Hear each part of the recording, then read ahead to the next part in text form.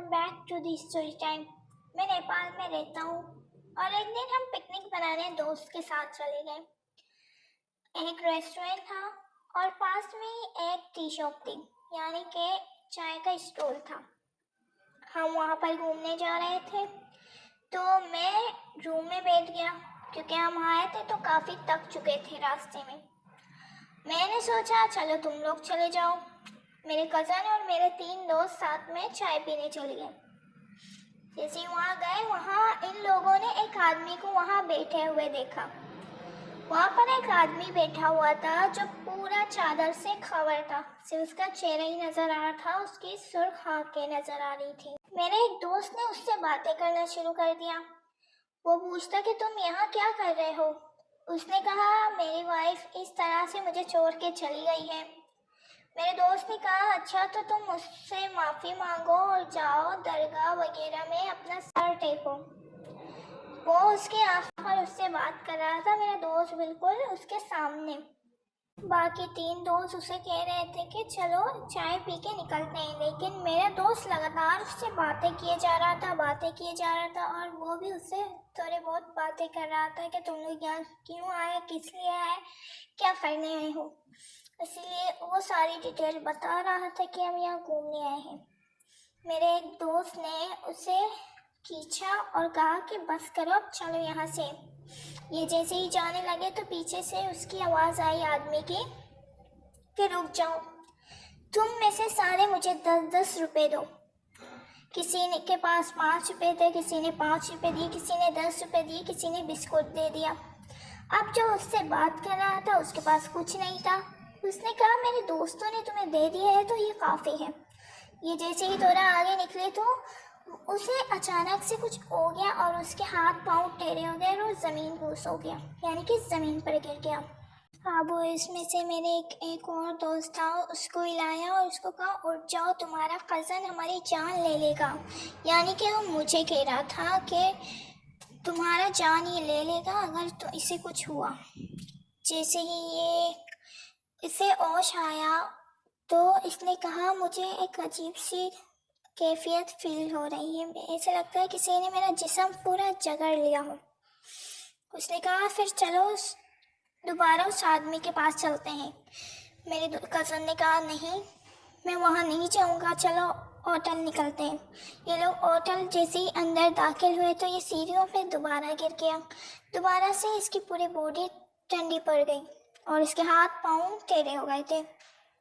मेरे एक दोस्त ने उसे ज़ोरदार खींचकर थप्पड़ मारा, तब जाके उसे होश आया और उस वक्त मैं कमरे में अकेला बैठा हुआ था और मेरे 3 दोस्त दूसरे कमरे में बैठे हुए थे। वो जैसे ही अंदर दाखिल हुआ एक अजीब सी बदबू इसके साथ अंदर दाखिल हुई। वो बदबू बहुत ही बुरी थी। इस तरह से एक अजीब स्पिरिट जैसे उस बदबू ने मेरा भी दिमाग अजीब सा कर दिया था, जिसके में हम होश में थे नहीं। वो जैसे ही आके मेरे साइड में लेट गया, उसने कहा मुझे सोना है। मैंने ज़्यादा ध्यान नहीं दिया, पर उस वक्त उस कमरे में बहुत ही गंदी बदबू फैल चुकी थी। फिर अचानक से वो उठा और उसने कहा मुझे कोई बुला रहा है। मैंने कहा कोई भी नहीं है, तुम सो जाओ और हमें भी सोने दो। फिर वो सो गया। फिर उसने कहा वो मुझे मेरे नाम से बुला रहा है। मैंने कहा कौन है वहाँ, कुछ भी तो नहीं है, कोई भी नहीं है। बाकी दोस्त भी इस वक्त हमारे रूम में आ चुके थे। इसकी हालत बहुत ही अजीब हो गई थी और उस रूम की भी बदबू इतनी गंदी थी कि हमें पता भी नहीं चल रहा था कि क्या हो रहा है और क्या नहीं हो रहा। वो 3-4 बार ऐसे ही उठ रहा था और बार बार बैठ रहा था। हमें वो डिस्टर्ब लगा। वो दोबारा से उठा और दोबारा से कहने लगा वो बाहर खड़ा हुआ मुझे बुला रहा है। मैंने कहा कौन है। मुझे इस वक्त गुस्सा आया और मैंने उसे दिखाने के लिए दरवाजे के पास गया। उसने मुझे मना किया कि नहीं, दरवाज़ा मत खोलो, वो बाहर है। मैंने दरवाज़ा खोला उसे दिखाने के लिए। एक अचानक से तेज़ हवा मेरे अंदर आ गई। अचानक से तेज़ हवा मेरे अंदर आई और मुझे बिल्कुल भी पता नहीं चला। मैं डायरेक्ट गया होटल की जो खिड़कियाँ होती हैं उसके पास जैसे ही मैंने एक पाँव बाहर निकाला, दूसरा पाँव निकालने वाला था कि मेरे दोस्त ने ज़ोरदार खींचा और मुझे एक चमाट मारा। इस वक्त मुझे बिल्कुल भी नहीं पता था कि मेरे साथ क्या हो रहा। इस वक्त हमारी कैफियत बहुत बुरी हो रही थी। हम एक अजीब सी हरकत करने लग गए थे। हमारा दिमाग इतना ख़राब हो चुका था कि हम खुद से शोर मचा रहे थे और हमें ऐसा फील हो रहा था कि शायद इस होटल में ही कुछ है। हम सब एक ही जगह बैठे रहे और अपना जो सामान था हम सबका दिमाग में यही चल रहा था कि जितनी जल्दी हो सके हमें इस होटल से निकलना चाहिए। हमने अपने जितने भी हाथ में सामान आए हमने वो पकड़े और नीचे गए। नीचे जितने भी पैसे मेरे हाथ में थे, जितने बचे थे, मैंने होटल वाले को बिना देखे थमा दी और मैंने कहा कि तुम लोगों को बिल्कुल भी आवाज़ नहीं आई कि हमने इतनी शोर मचाया। होटल वालों ने कहा कि क्या शोर, किसने मचाया शोर? हमें तो बिल्कुल भी पता नहीं कि किसने मचाया और क्या हुआ है, पर वो ज़्यादा बात किए बगैर ही वहाँ से होटल से निकल गए।